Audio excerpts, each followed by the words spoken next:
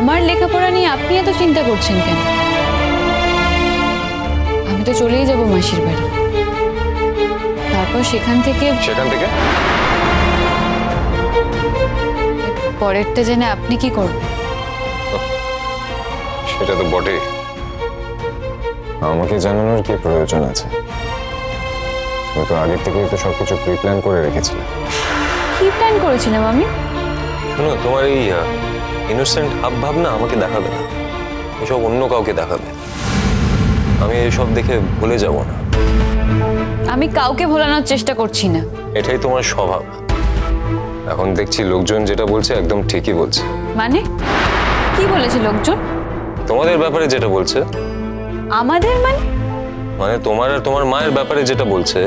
স্যারজি, আপনি কিন্তু limit cross করে যাচ্ছেন। আপনি আমাকে যা খুশি তাই বলুন, আমার মাকে কেন বলছেন আপনি? আপনি আমাকে 4 বেলা খেতে দেন, আমার দায়িত্ব নিয়েছেন, কিন্তু আমার মা তো আপনার থেকে এক গ্লাস জলও খায়নি, আর মার কোনো দায়িত্বও নেই আপনার উপর।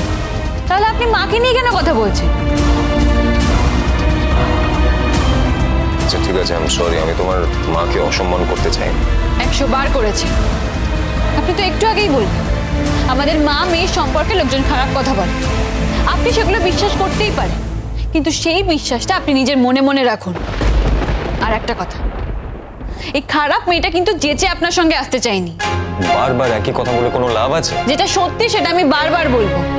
আপনি আমার দিকে তাকিয়ে বলুন তো, কি আমি বলেছিলাম আপনার সঙ্গে আসতে চাই? বলুন। এসব কথা বলে কি প্রুফ করতে চাইছো? সেটা আপনি বুঝে দেখুন। আমি তো আসলে বোকা, আমি তো তোমার কথা বিশ্বাস করেছি।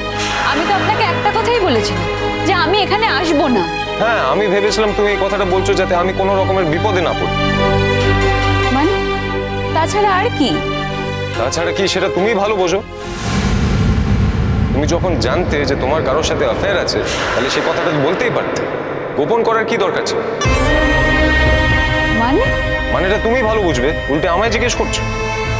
আমার যদি কারোর সঙ্গে অ্যাফেয়ার থেকেও থাকে, সেটাতে আপনার কিসের এত অসুবিধা হচ্ছে আমি তো সেটাই বুঝতে পারছি না। আমার কিছু এসে যায় না, তুমি আমার পেরিফেরির বাইরে। আমি শুধু তোমাকে এটুকুই বলতে চাইছি যে আমি তোমাকে বিপদের হাত থেকে বাঁচানোর জন্য এই বাড়িতে নিয়ে এসেছি। আমি যদি জানতাম যে তোমার অন্য কারোর সাথে অ্যাফেয়ার আছে, তাহলে আমি সেটা করতাম না, তোমাকে এই বাড়িতে নিয়ে আসতাম না। আর তোমার সঙ্গে যার অ্যাফেয়ার আছে সেই বা কেমন?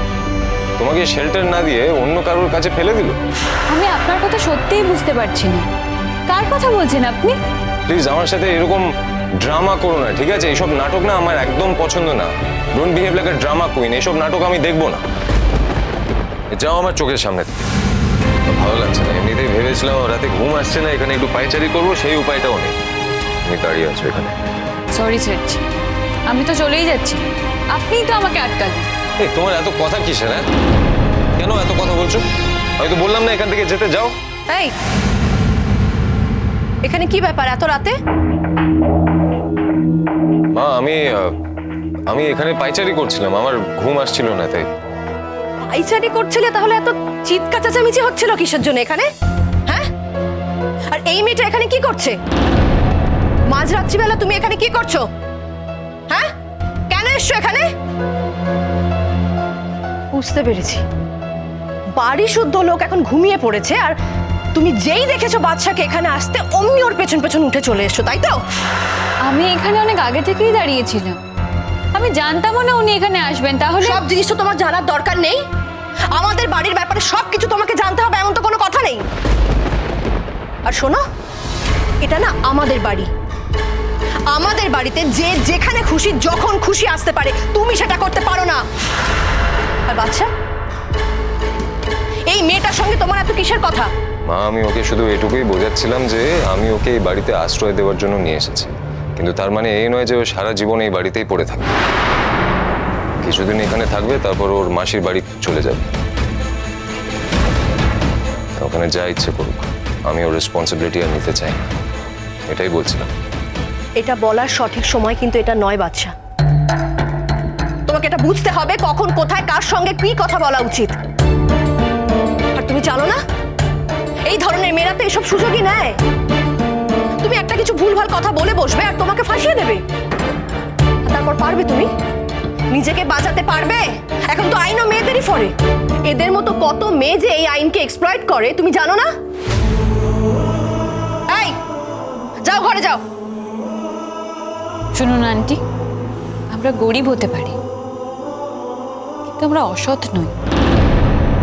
আমাদের অভাব আছে, আমরা দরিদ্র, আমরা ঠিক মতন খেতে পাই না, কিন্তু আমরা লোভী নই। আমাদের কোনো স্টেটাস নেই, কোনো ক্ষমতা নেই, কোনো পাওয়ার নেই, কিন্তু আমরা মানুষকে বিপদে ফেলি না। আপনার ছেলে আমার যে উপকারটা করেছে সেটা আমি সারা জীবন মনে রাখবো। আপনাদের অনেক টাকা পয়সা আছে, আপনাদের অনেক ক্ষমতা আছে, আপনারা অনেক পাওয়ারফুল, আমাদের কাছে সেসব কিচ্ছু নেই, কিন্তু আমাদের কাছে মনুষ্যত্ব আছে, আর ওটাই আমাদের সবথেকে বড় সম্পদ।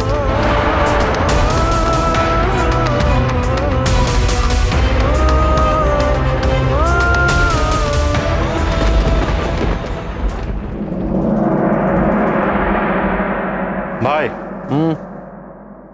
ও ঠিক আছে, তোমাদের টাকা তো সব দিয়ে দিলাম, এবার তোমরা যাও।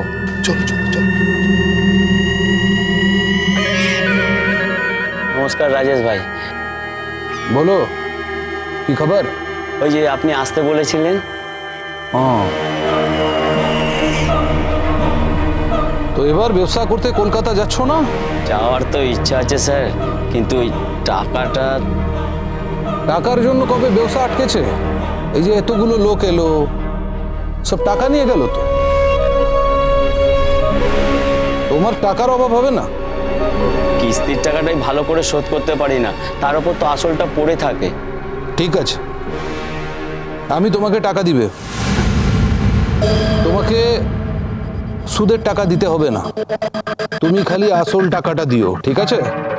রাজেশ ভাই, আমি তোমাদের জন্য আমার জান লড়িয়ে দিই, তোমাদেরকে তো আমারটা দেখতে হবে। কলকাতায় যাচ্ছ ব্যবসা করতে, আমার একটা কাজ করে দিতে হবে, পারবে? কি কাজ স্যার? ওই যে প্রকাশ ভাইয়ের বোনের মেয়ের সাথে যে ছেলেটার বিয়ে ঠিক হয়েছে, যার ছবি তুমি তুলেছো রোশনাইয়ের সাথে, হ্যাঁ, রোশনাইয়ের সাথে যে ছেলেটা ছিল, হ্যাঁ, তুমি ওদের বাড়িতে যাবে, গিয়ে খোঁজ লাগাবে রোশনাই ওদের বাড়িতে আছে কিনা।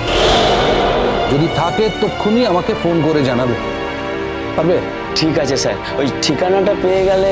ঠিকানা আমি তোমাকে দিবে, ও প্রকাশ ভাইয়ের কাছ থেকে ফোর্স করে আমি ঠিকানা নিয়ে নেবে।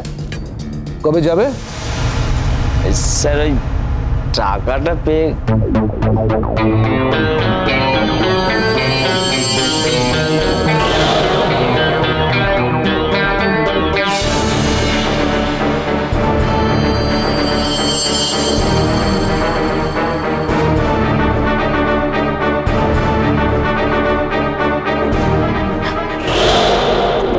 এই যে টাকা দিয়ে দিলাম, এবার তুমি সোজা গিয়ে মালপত্র কেনো, আগে দোকানে যাও, যত ফ্যাশনেবল শাড়ি আছে সব তুলে নাও। তোমাকে আমি ঠিকানা দিব, কলকাতা গিয়ে প্রথম তুমি ওদের বাড়িতে ওই শাড়ি বিক্রি করতে চলে যাবে, গিয়ে দেখবে রোশনাই ওখানে আছে কিনা। এই দরজা যদি না খুলে, এই দরজা থেকে যদি ভাগিয়ে দেয়? তো মিষ্টি কথায় ভুলিয়ে ভালিয়ে ভেতরে ঢুকবে, ঢুকে দেখবে রোশনাই ওখানে আছে কিনা, আর যদি থাকে তক্ষুনি আমাকে ফোন করবে। স্যার আমরা তো একই জায়গায় থাকতাম, ওখানে যদি রোশনাই থাকে আমাকে দেখলেই তো চিনে যাবে। তো চিনলে চিনবে, কি আছে?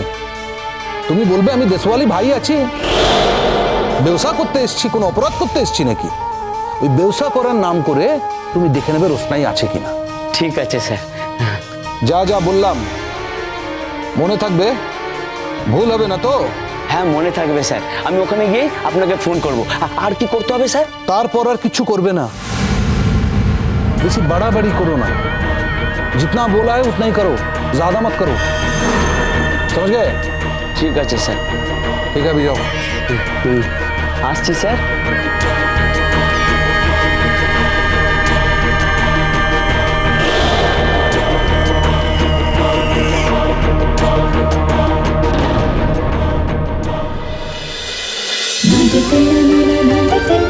रोशना